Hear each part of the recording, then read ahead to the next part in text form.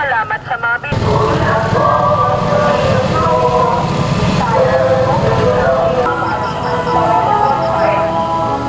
mag-iyon tayo mananil ang ating magpasalamat sa mga biyaya na ginawa.